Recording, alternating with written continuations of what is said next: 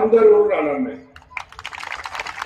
त्या लोकांच्या जीवावर महेश लांडगे आमदार झाला ना, त्या लोकांना वेठीस धरून मग त्यांची कामं करून महेश लांडगे कधी मोठा होणार नाही. मी केलं, कुणी केलं, काय केलं याचं काही मला बोलायचं नाही. मला श्रेय पण नको. कारण काय होतं एक सांगतो, याचा थोडा गोल धरला ना की तो लगेच हवेत येतो, आणि तो हवेत आला ना जरा की त्याला जरा थोडी मस्तीच येते. म्हणून मी नेहमी माझ्या भाषणात सांगत असतो, लोकप्रतिनिधी हा राजा नसतो. लक्षात घ्या, लोकप्रतिनिधी कुठला राजा नसतो. लोकप्रतिनिधी हा लोकांचा सेवक असतो. लोकांनी निवडून दिलेला लोकांसाठी असलेला सेवक असतो. हे त्याचं भान त्याला राहू द्या.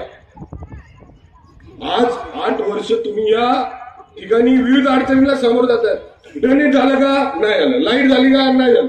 पाणी नाही, रस्ते नाही, कसल्याच मूलभूत गरजा नाही तुम्हाला महापालिकेकडनं. का नाही? तर बफर झोन आहे.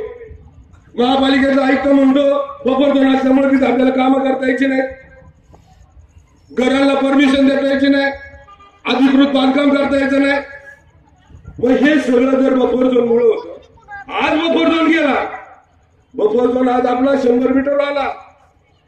आज महापालिकेच्या आयुक्तांना झक मारून कामं करायला लागतील. इथं झक मारून कामं करायला लागतील. आज कुणी सांगायची गरज नाही पडणार. महेश लांडगे स्थायी समितीचा अध्यक्ष होता.